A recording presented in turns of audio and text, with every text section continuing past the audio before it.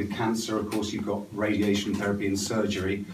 But the essential model is a diagnosis of a condition and then a treatment with a drug just to treat a particular symptom. And usually, any particular drug actually has a whole list of symptoms. It has a whole list of effects that are a result of taking the drug, one of which is cherry-picked out as being, good, we'll say that, it cures that, or it deals with that problem. And all the other symptoms tend to get put in the small print as what they call side effects. So you don't need to worry about the side effects. But I personally have never found this a satisfactory model for my own health. I reject that entirely. Also, we've got a growing propensity for doctors to prescribe antibiotics. So I'm sure you've all had the experience of going to the doctors. You might have a cold or sometimes even a viral infection, and you get a course of antibiotics prescribed. And this, again, is questionable at best. We've also got issues like the mainstream interpretation of cancer is that it's a genetic disease. And this view also holds true with many other diseases and conditions. But the point is, today we've got this exponential rise. We've got epidemics in all of these conditions. And if we think about it logically, if it's genetic, that means that a certain proportion of the population are genetically predisposed to getting that condition. And you shouldn't ever get an exponential growth in a genetic condition. Obviously in the absence of some other factors. So that doesn't mean to say that we don't have genetic predisposition to getting certain conditions. It just means that they're ignoring factors that are triggering this epidemic rise. So there's a number of problems with the prevailing medical paradigm which have caused me to look outside of the box, if you like. So that's what we should be doing today.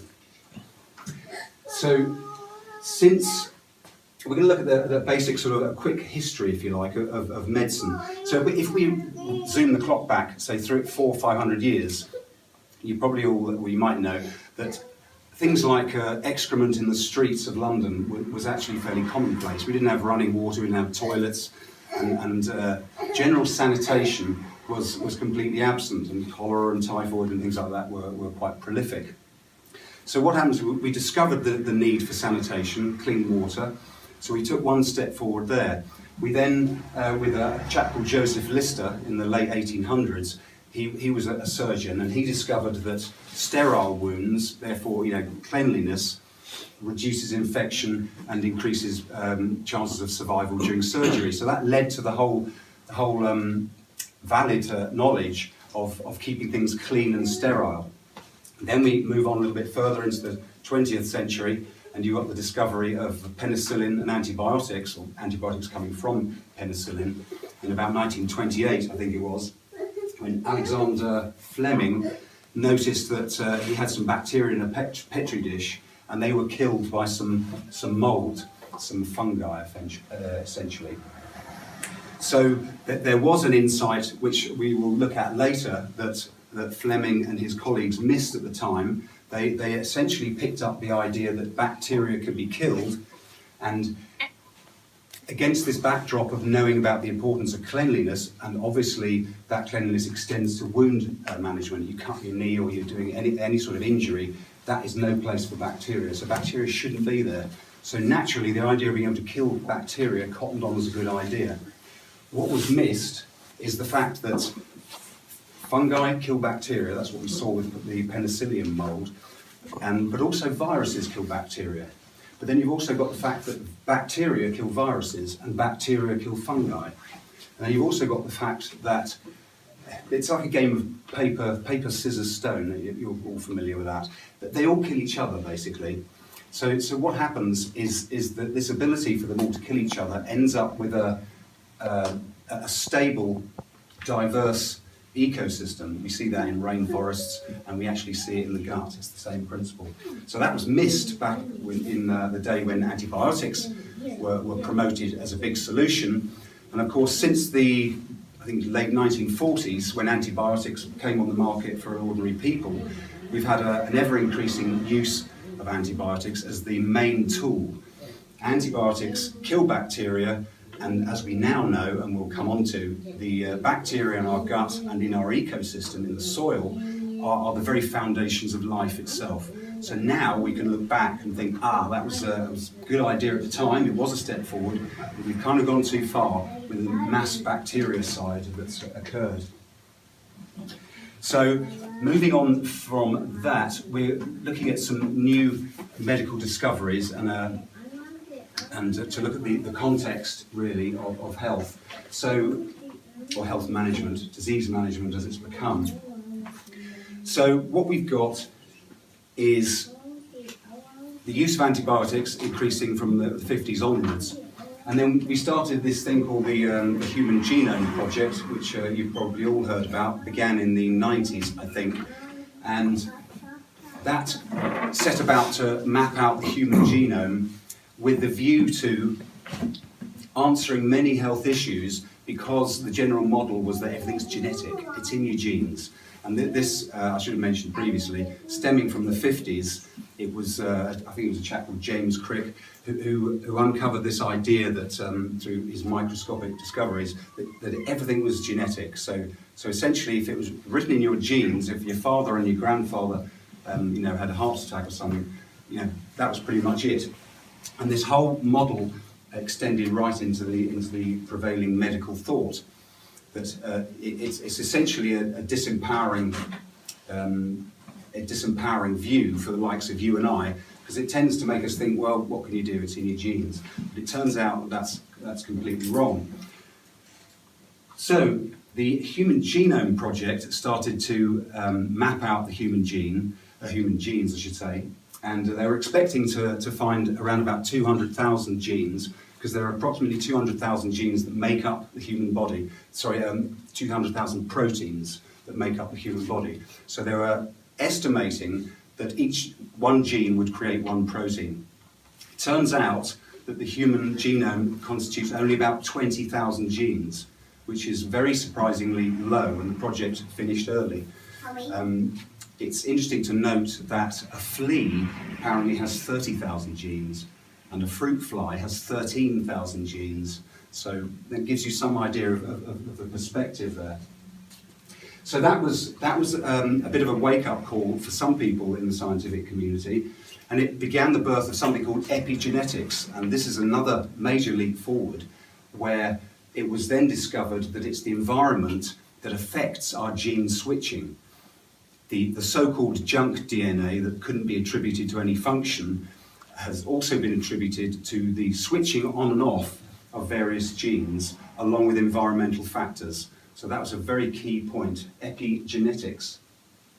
What we've now discovered today is that our genes are further controlled, not only by the environment at large, not only by things that you breathe and toxins and so forth, but it's also very much controlled by your gut microbiome, which massively outnumbers the human gene, or the human genome, should I say.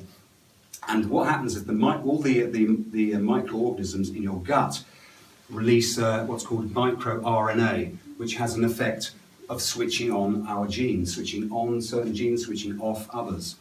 So the upshot of all this is that there are many factors that actually control our genetic expression.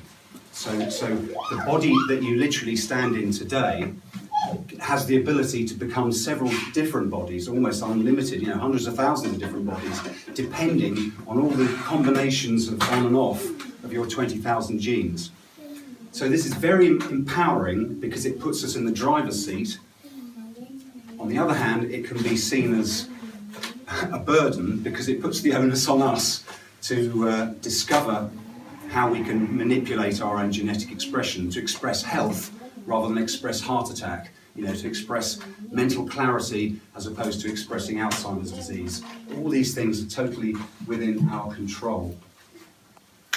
So, let me just run through my notes here. At the turn of the millennium, we saw further discoveries in the technology for actually mapping out and measuring the different bacteria within the human gut.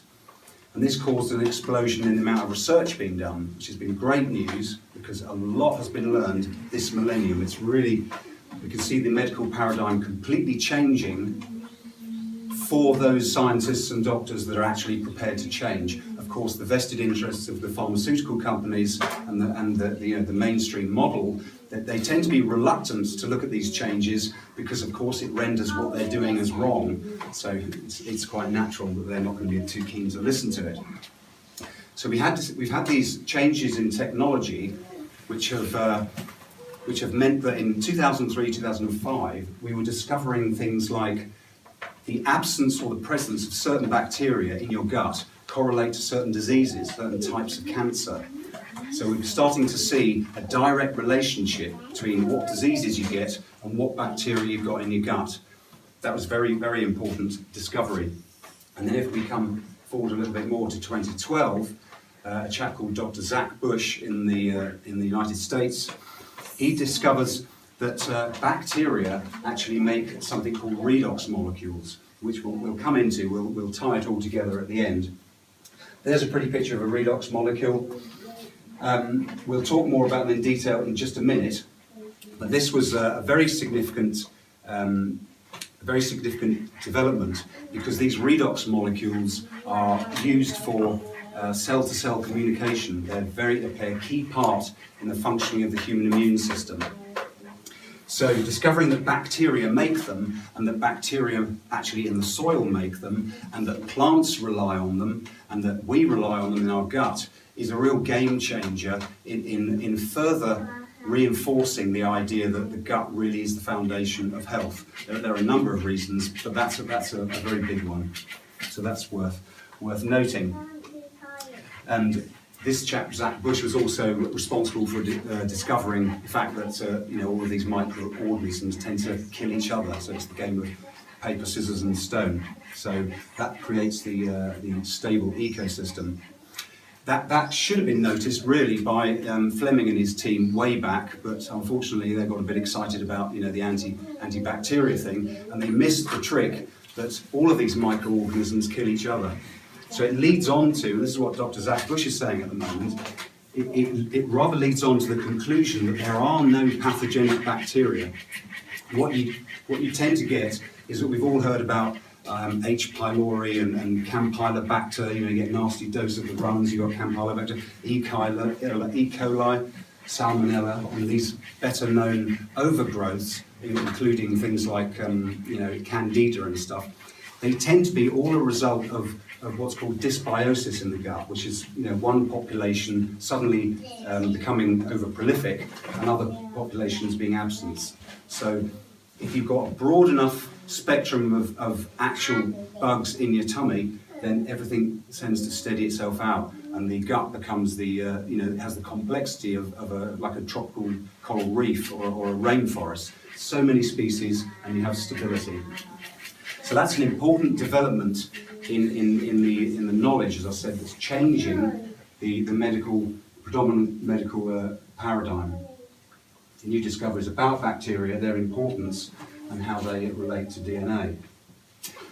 So let's just pick up another strand of the story and look at farming very briefly. Since post-World War II, when the whole petroleum industry was sort of geared up to fueling the war in the States and in Europe, to fuel the tanks and so forth, there was a big gearing up of the whole the whole fuel and oil industry, which after the war was left rather redundant and nothing to do. This was then channeled into the creation of fertilizers, NPK fertilizers particularly.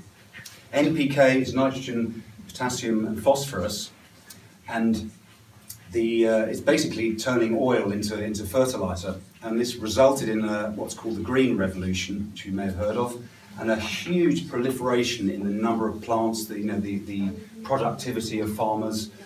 Suddenly fields grew green again, where there'd been a dust bowl in America for some years for various environmental reasons, and this was hailed as an amazing. This is fantastic. This has solved all our problems. NPK fertilizer, game over. Don't need to think about anything else. Unfortunately, again, if we dig a little deeper, 3 nutrients isn't sufficient to give plants everything they need.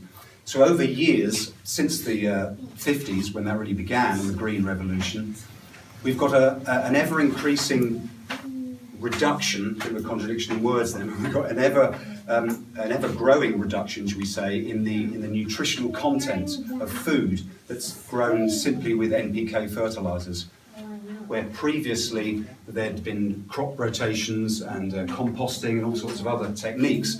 That was all deemed unnecessary, and it's quite understandable to reach that conclusion.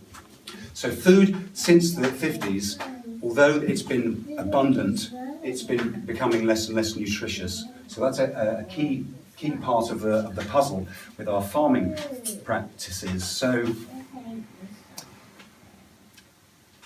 as soon as plants start to lack various nutrition and lack various things they need to be healthy, they become sick. They're more vulnerable to attack by pesticides, by funguses, various things like that. So that gave birth to the need for the pesticides. Along comes Monsanto, and they, in the mid-70s, they brought out something called glyphosate, which they used in their main weed killer, their main herbicide, which was called Roundup. And this became increasingly used by farmers to deal with the problems they were having with their crops, not being strong enough to cope and resist pests. Glyphosate since then has been increasingly used, and there are a number of problems with glyphosate, as we should come to in just a minute.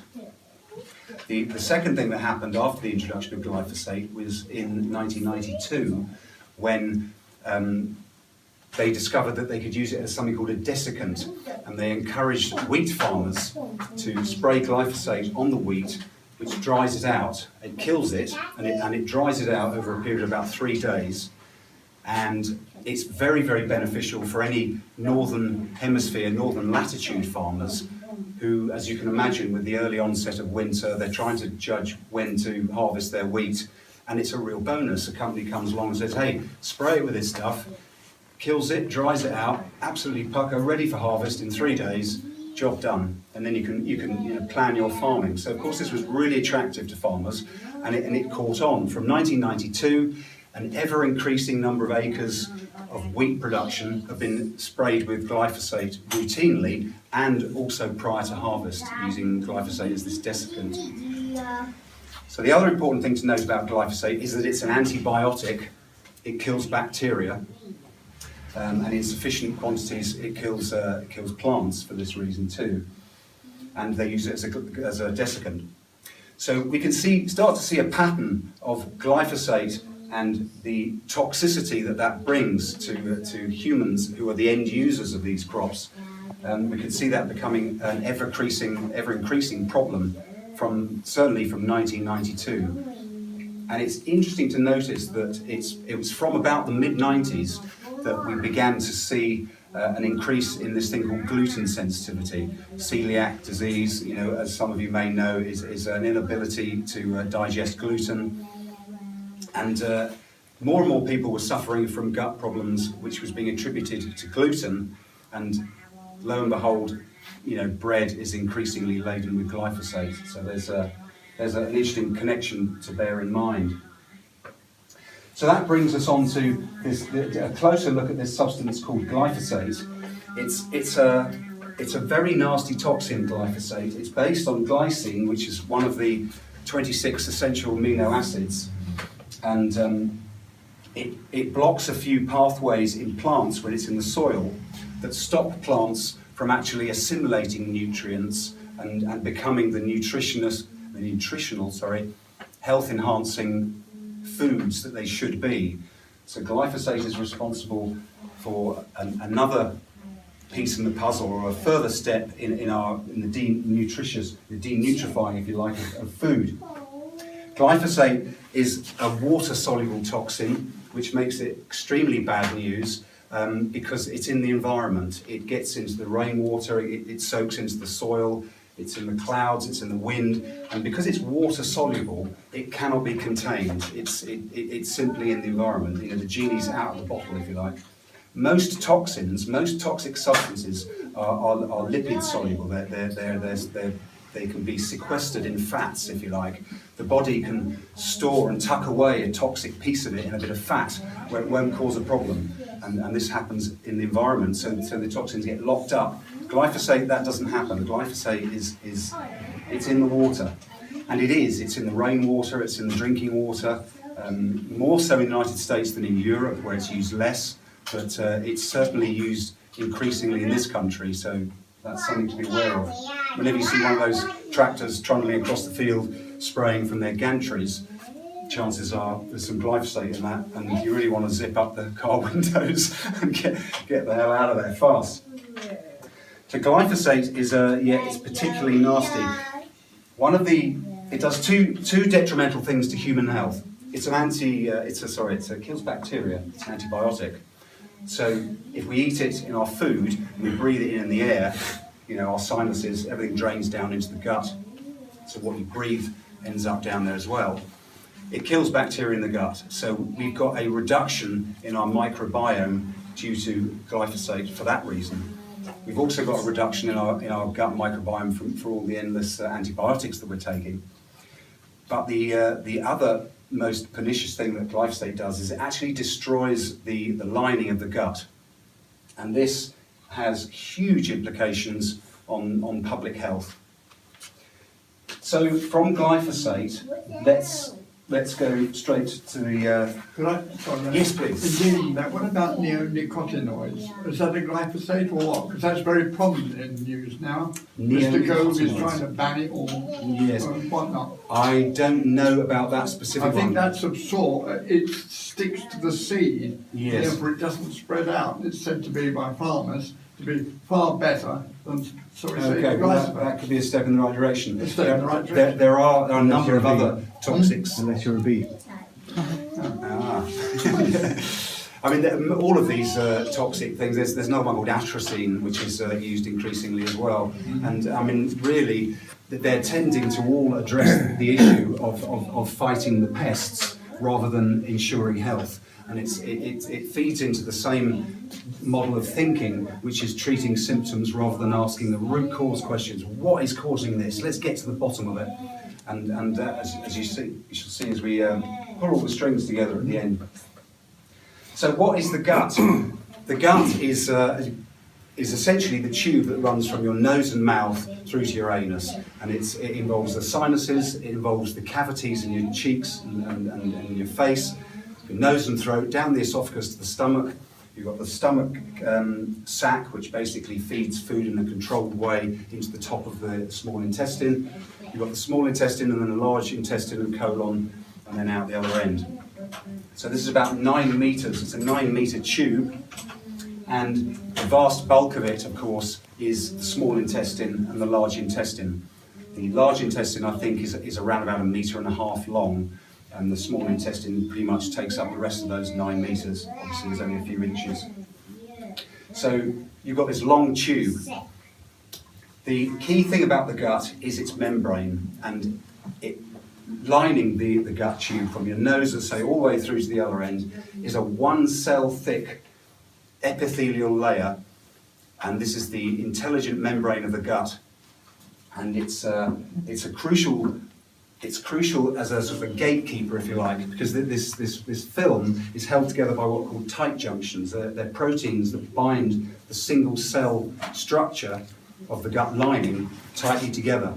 And it's an intelligent membrane because it has to be able to open up in order to let nutrients come in. So obviously in the small intestine and in the larger intestine, in terms of water absorption, it's a bit like sort of Starship Enterprise, go through and after you. There's an intelligence there that's quite complicated, but various chemicals are released that open up the tight junctions, allow nutrients to pass through, and then similarly allow toxins to be excreted. Absolutely amazing. It really is an incredible thing, the gut lining. So we can see that its functionality, the gut lining particularly, is absolutely crucial on it being maintaining its integrity. And what we find with this substance called glyphosate is that it destroys the integrity of these tight junctions. It renders the tube that is your gut into a leaky sieve. This has a number of knock-on results, particularly, and most obviously you might conclude, that things get absorbed into our bloodstream from the small and large intestine that shouldn't be there. Microbes, bacteria, viruses, all sorts of bits, and indeed, you wouldn't think so, but almost more importantly, large chunks of undigested food. So you can be juicing your kale and having the most wonderfully nutritious diet. It could be a perfect diet, whatever that is. It's different for everybody to some extent.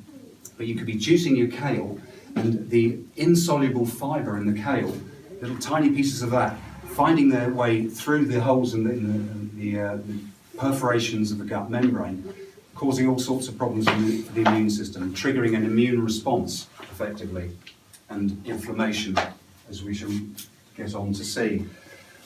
So the whole surface area of the gut, if you were to unravel it all, if you could do such a thing, is approximately 2 tennis courts. So it's a huge, huge area. The small intestine being the bulk of that, and that's made possible by the fact that it's a tube with sort of like a shag pile carpet lining the inside, all these tiny little villi pointing towards the inside, through which this transfer of nutrients takes place across the intelligent membrane. So it's a colossal area. Yeah, the important thing to note, as I think I've touched on, is that the microbiota is the name given to all the actual microbes, all the bacteria and the viruses. The microbiome is the word that tends to be given to the sum of the genetic material. So that's a key, just to fill you on with a couple of points there. But the microbiota should be this vast, stable ecosystem, and unfortunately, it's not, for many good reasons, as we shall see. We've seen a few of them already. So the gut is absolutely important for nutritional absorption. Obviously, that's quite an obvious one we're all familiar with. And the bacteria and microbes in the gut actually help break down fibre and all sorts of types of food to render them available for our bodies. It's interesting to note that all of the food on your plate is absolutely useless to any human cell. Our human cells cannot make use of any broccoli, potatoes, meat, or anything like that. Absolutely useless. So our bacteria in our gut are used to help break this down, along with stomach acids, of course, and enzymes and other actions, to make this food available, basically in the forms of sugar, of glycogen and fat. And then these two fuels are then further fed to what's called the mitochondria, which are little energy-producing batteries in all the human cells. And the mitochondria take those two fuels and make something called adenosine triphosphate, which is actually the currency of energy that we run on. So your body actually runs on this stuff called ATP. So there are several steps to get the food from your plate actually usable to the human body. And bacteria and the microbiome obviously playing a very, very key role in that. Some bacteria indeed even make certain vitamins, vitamin K, there's a bacterial strain that makes vitamin C, I think some of the B complex can even be made by bacteria. There's what's called the gut-brain connection. Most people are familiar with that. It's increasingly in the news these days. We all know that we feel emotions in our gut. You have a gut feeling, you can feel sick to the stomach and have butterflies when you meet somebody attractive, if you're all that sort of thing. So there's an emotional connection. And the gut and the brain are actually connected by something called the vagus nerve. And yeah, it's referred to as the second brain. It's absolutely crucial. The whole length of the intestine is closely monitored by the brain. It's an incredible close sort of duo, if you like, tango dance between brain and this second brain, which is the it's called the GALT for short. It's the gastrointestinal associated lymphatic tissue, and it sits just behind this thin layer of the gut membrane where all the immune system is. So the gut is absolutely crucial for all sorts of things. It's also responsible for manufacturing various hormones, You may have heard also things like serotonin and melatonin. These things are also made by gut bacteria. 90% of the serotonin in the human body is made by your gut bacteria. Not all of it finds its way to the brain, where it's crucial in happiness and feelings like that. So it's a very important part of our physiology, the gut.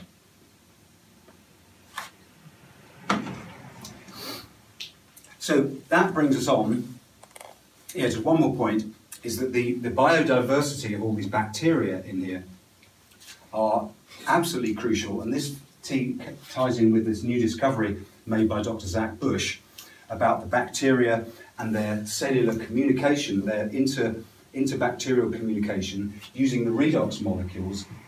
All of these different bacteria in the gut make redox molecules which enable them to communicate. And these redox molecules find their way into our bloodstream, and they assist our immune system in cell-to-cell communication. So this is a really key factor in the functionality of our immune system that the gut plays. And this is another recent discovery which unfortunately hasn't yet gained widespread recognition within the medical fraternity. So that brings us on to something called leaky gut, which I'm sure everybody has heard of. This is as I said, the permeability of the gut membrane. Leaky gut is triggered by gluten in wheat, as you may know with people who are celiac, and it's also triggered by, more appropriately, it's the gliadin in wheat. The wheat has something called gliadin in the gluten. And it's also the permeability is increased, as I've mentioned, by glyphosate. So you've also got a synergistic effect between the two. What they've discovered is that gluten, when exposed to glyphosate, you actually get a sort of a 1 and 1 makes 3 situation, and you get more damage made. And this is another alarming bit of knowledge that serves us to store away in our minds when eating bread, when eating non-organic wheat. If bread is produced from organic wheat, you can't guarantee it's going to be glyphosate free, but you can be sure that it isn't going to have this desiccant sprayed on it, and it's going to be considerably less polluted with glyphosate.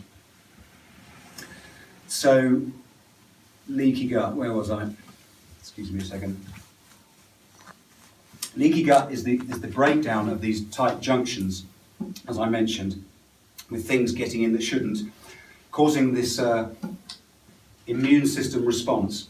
So when you've got leaky gut, which almost everybody has because of what we know about glyphosate, because we know it's waterborne, we know it's literally in the wind.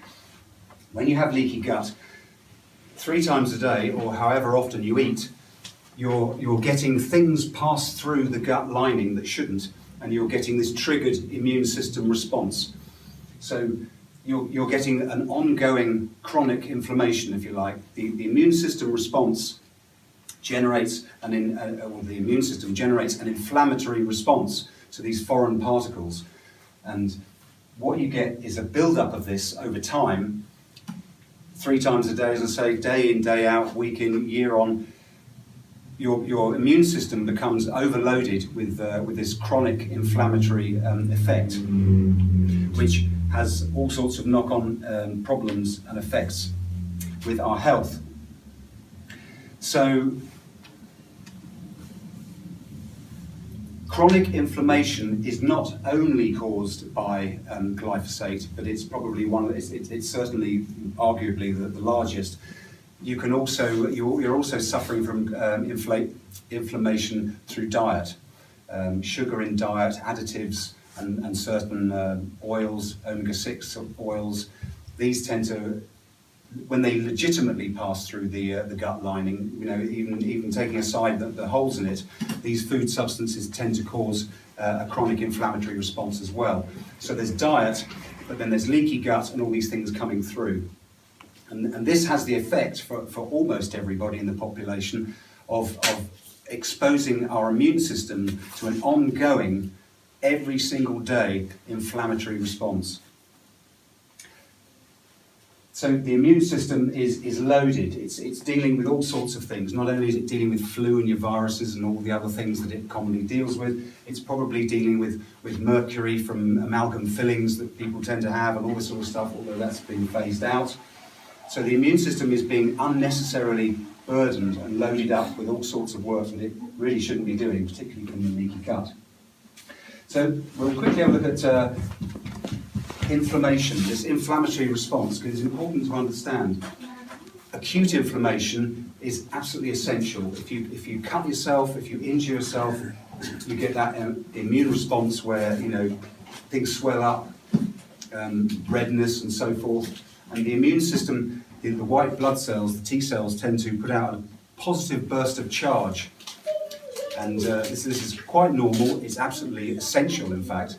So the acute inflammatory response it ties in with things like working out down the gym. We're all familiar with you work out, you work your muscles hard, and then you rest, and they build up. So you work out, and you tend to damage all the little tiny bits of muscle, and then they build up. So the acute inflammatory response is absolutely crucial and normal. But the chronic inflammation situation is where the bad news starts.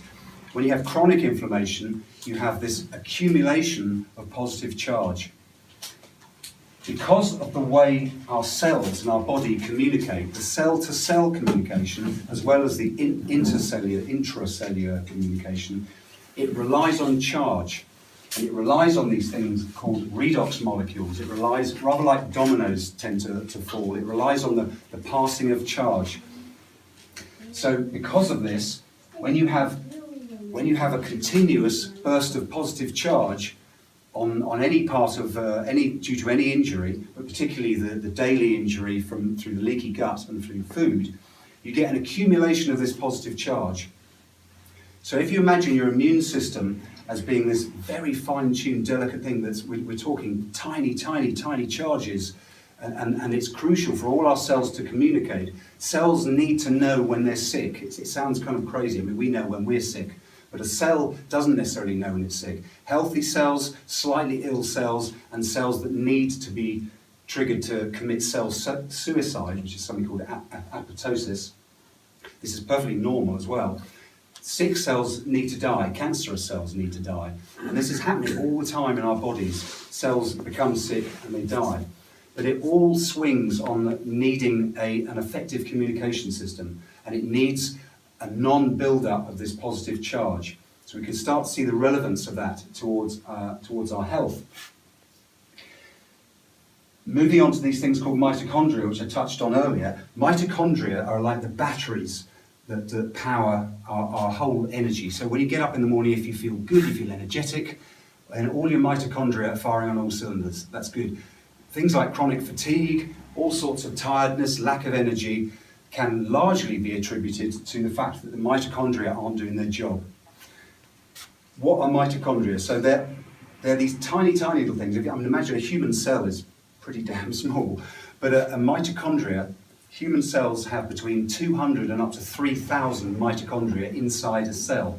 So a more active cell, like a heart muscle cell, or a liver cell, or a brain cell, up to 3,000 of these tiny little batteries producing energy, producing that ATP. Some other tissue cells have as few as 200. So these mitochondria are they're actually non-human, and in our human evolution, which is a whole other story, but they have their own DNA, these mitochondria. They're amazing. Without mitochondria, you wouldn't have any energy. You wouldn't be able to get out of bed. The other thing that mitochondria do is that they make these redox molecules. So here again, we have the redox molecule. It's a strong carbon-backed molecule, and it has a proliferation of, you don't need to know about any of this, by the way, but you have, it's just a pretty picture, but it has all of these dangly bits of extra carbon, hydrogen, oxygen ions hanging on it, rather like decorations on a Christmas tree, and they're sort of loosely attached, so they can be dislodged. Other ions can come floating past and latch on.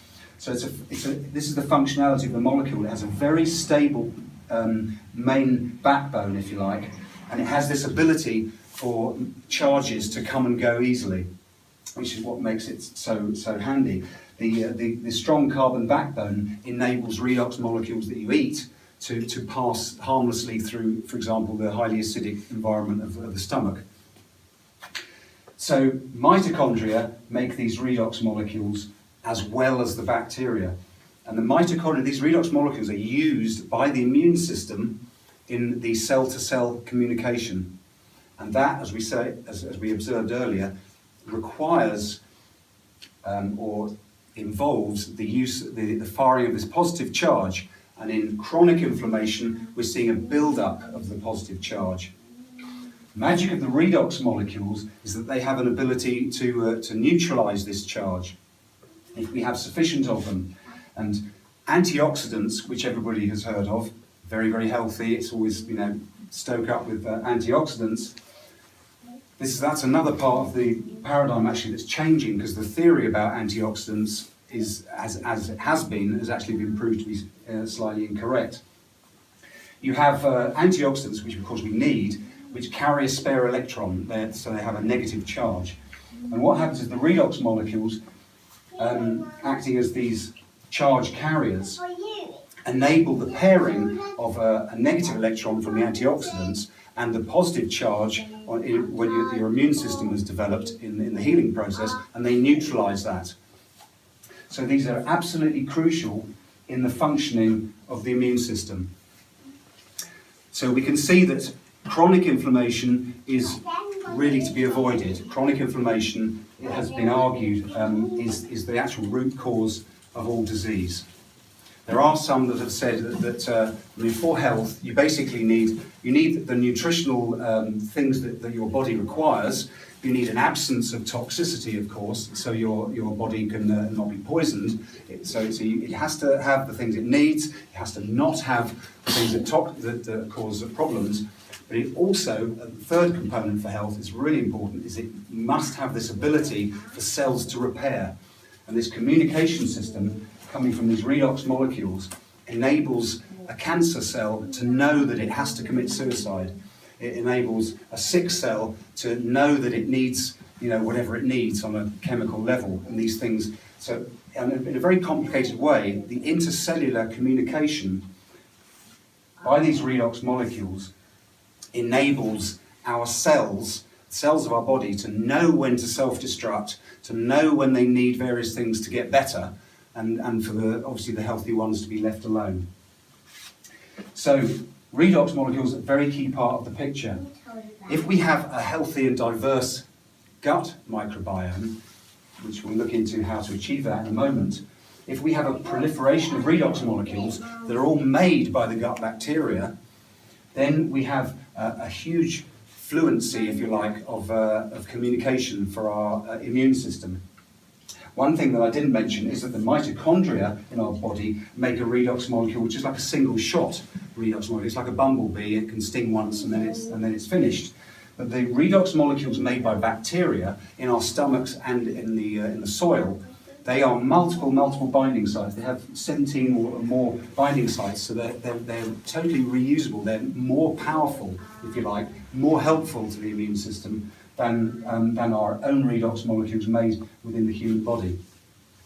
So hopefully we can start to see how important the gut is, particularly in its generation of redox molecules. Each bacteria, I should have mentioned earlier, but each bacterial strain has the ability to produce between 10 and 15 different redox molecules. And these have been referred to as carbon snowflakes because there's so many combinations of them that rather like snowflakes that it's difficult to find two that are the same. So yeah, it's this proliferation of redox molecules when you have a diverse, healthy gut that gives our immune system the language, the fluency, if you like, just to use that metaphor, of communication. It helps in all this cell-to-cell communication, which helps to fight disease, repair cells, and keep us healthy. So to tie all that up then, to bring that into health, one of the key reasons that the gut is so important and why we need a diversity of bacteria in our gut, as opposed to the narrow microbiome that most of us have these days, is specifically to assist our immune system in its communication. So the interesting thing is that as we take various steps which are well within our control, we can rebuild our gut microbiome. There are a number of techniques to do that. The most important one is through diet. And this is the one when everyone groans and doesn't want to give up eating chocolate and stuff like that. But it has to be said that diet is it's probably the biggest and most effective tool in the box. Fortunately, there are other things that come into play. There's this product called Restore, made by Dr. Zach Bush, that made all these interesting discoveries. Having found that bacteria make these redox molecules, he set about looking for somewhere he could harvest them. And you'd naturally think, well, let's find a really fertile soil somewhere on planet Earth. I don't know where the most fertile soils are, but most topsoil is probably around 1 to 2 feet thick. Whereas in eons gone past, in the prehistoric times, there were soils that were hundreds of feet thick. So what he did is they went to a desert area of the southwest part of the United States, and they dug down into 50 million year old soil where 200-foot thick layers of topsoil from 50 million years ago has been squished and compressed into an 8-foot layer. So the massive biodiversity of the huge ecosystem that was on planet Earth 50 million years ago has left its mark with the redox molecules locked up in this what's called lignite soil. So what he's done is he's extracted this lignite soil, he's got out the redox molecules, and he's reactivated them, and they're in a solution and they're put in a bottle. So this is a significant way where we can give our immune system that boost to help it cope with the build-up of positive charge. But perhaps another one of there are two very, very interesting things about this Restore stuff, these redox molecules, is that the redox molecules actually assist in healing the gut. The presence of redox molecules generated by a healthy gut would be resistant to glyphosate. It would be resistant to gluten. That's why not everyone's celiac or gluten sensitive. The presence of the redox molecules actually negates the effect of glyphosate. So in getting redox molecules in a bottle, you can ensure that your epithelial layer of your gut remains intact, and that's an extremely useful discovery. And the good news is that you don't really need to be taking Restore permanently, because as mentioned, through diet and a number of other steps that we can mention, you can actually increase your gut microbiome to the point where you're making enough redox molecules that you don't need it. So once you've got upward of 30,000 species of bacteria in your gut, you're effectively up and running. You effectively don't need any help. You don't need the additional redox molecules from Restore. So the other thing that Restore does, it heals and seals the gut. It's been shown in the lab to, with little samples of epithelial layer from the small and large intestine, it's been shown under a microscope to help the tight junctions knit back together and reimburse that intelligence of the gut membrane. So it does three things, Restore. It actually helps you, it helps your immune system when it's overloaded with this positive charge by bringing in redox molecules to help stabilize things. It heals and seals the gut. It makes the gut function properly. It makes the gut work as that intelligent membrane to stop undigested food particles coming in. It also helps in the colon to assist you in hydrating, because a permeable colon is where most of your hydration occurs, and it's where water tends to get sucked out of the stool before it passes out of the body.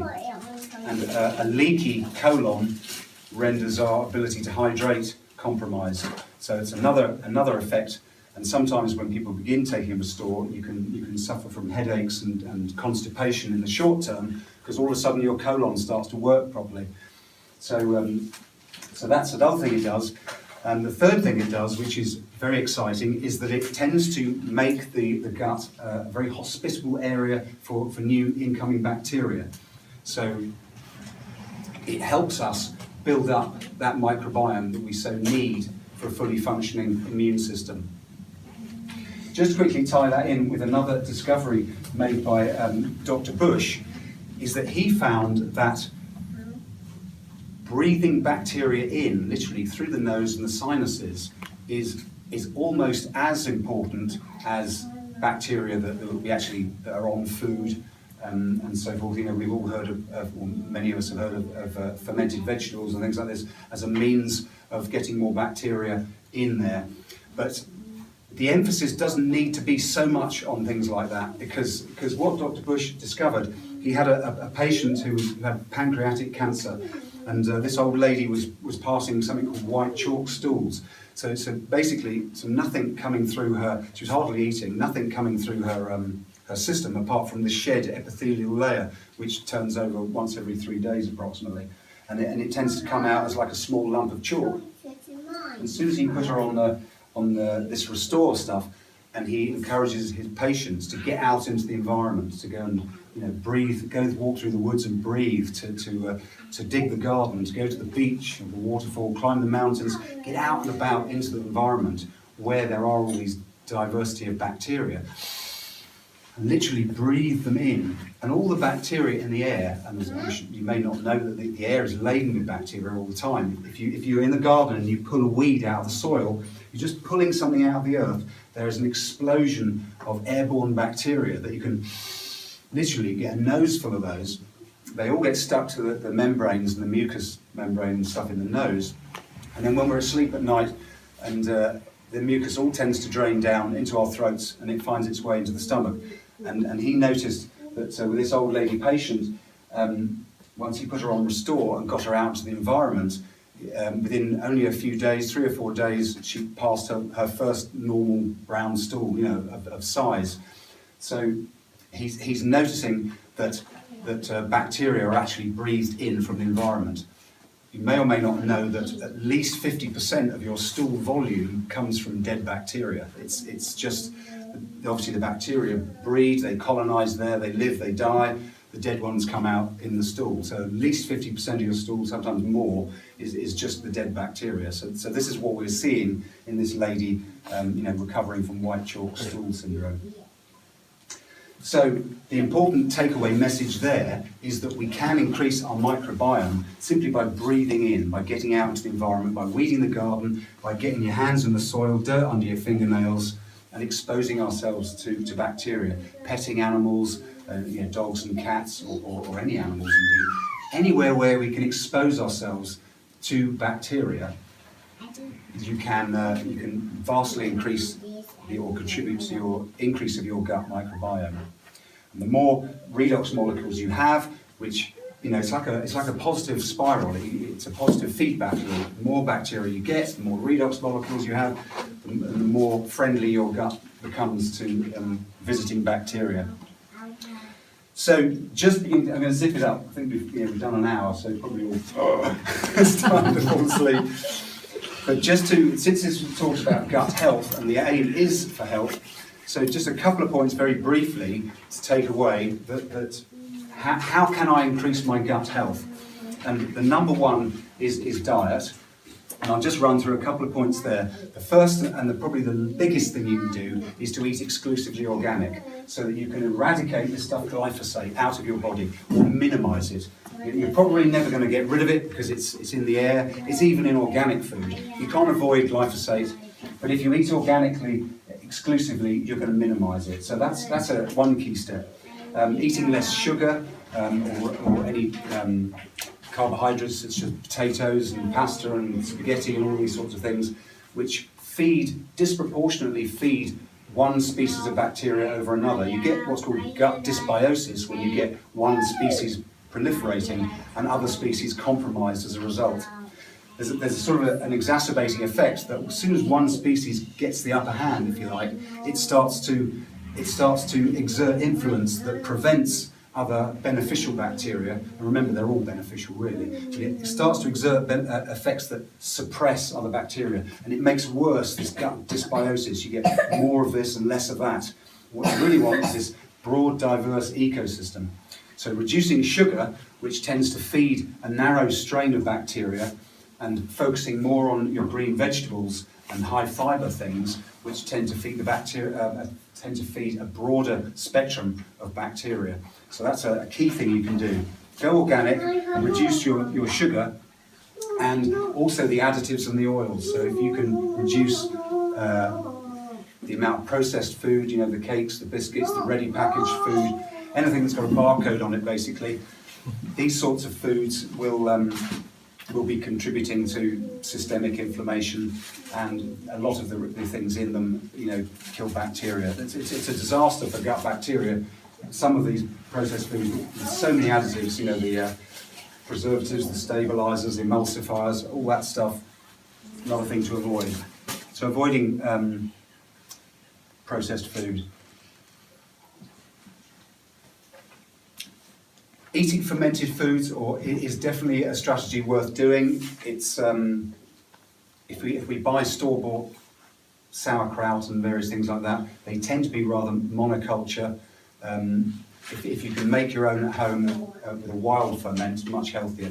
So fermented foods are a good strategy. Fermented vegetables, things like miso. There's a product called miso. You get Japanese fermented soy. The only way to eat soy is when it's fermented. I should hasten to add, don't or avoid soy in any other forms. But miso is really, really good stuff. I tend to use it as it's a paste, and I tend to use it like a stock for a hot drink. It's one way. You could use it any way you like.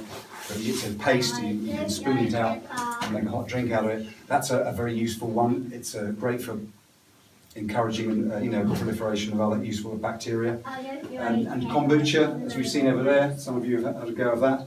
There's also kefir, and there are a number of other, kimchi. Kimchi, I think, is another, I can't remember where that comes from, is it Korea? It's another form of fermented vegetables, basically. So fermented foods are another strand to your strategy. Most importantly, I would suggest always try and avoid the use of antibiotics whenever you can. Always, obviously, when they're really needed, they can be life-saving. So it's definitely, the message is don't avoid them without thinking. But if, as much as we can, we don't want to ingest antibiotics, because all they're doing is they're wiping out huge swathes of your gut microbiome. If you do need to take them, it's really important to maybe use a probiotic for a week or two. Not for very long, just for a week or two, just to kickstart things.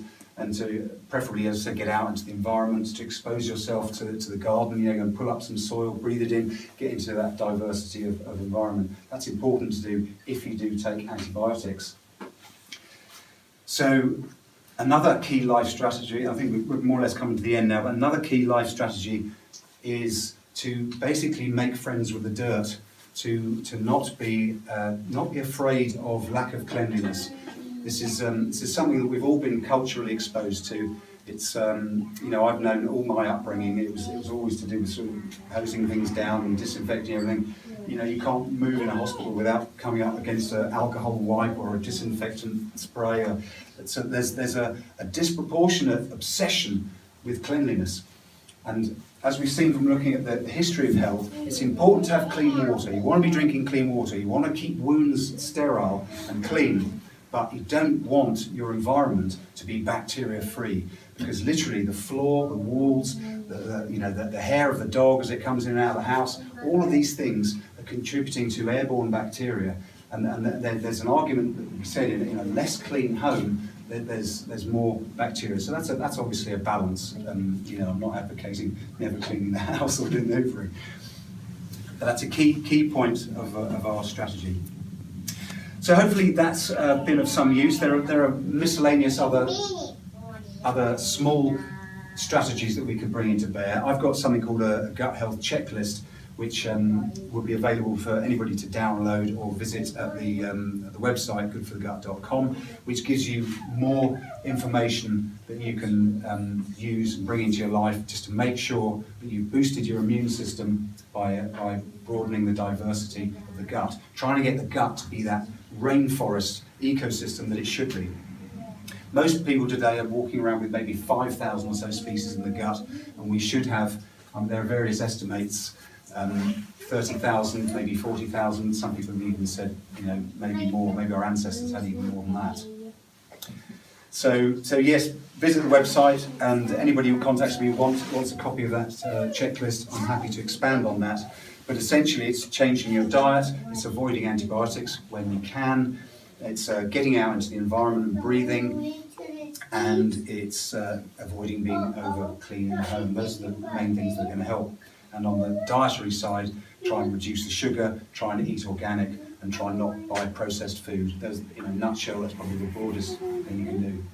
And you might want to consider also this restore in the short term, which can give your immune system a huge boost. It can zip up that leaky gut, address chronic inflammation, and there are a number of autoimmune diseases that are directly attributable to this leaky gut and the fact that we've got chronic inflammation. So anyway, hopefully that hasn't bored the pants off everybody and you're all still roughly awake. If anybody's got any questions, happy to answer any questions about any of this stuff, or restore or redox molecules. If anybody wants to know anything further, please let me know. Oh yeah, well done, Nigel. Well done.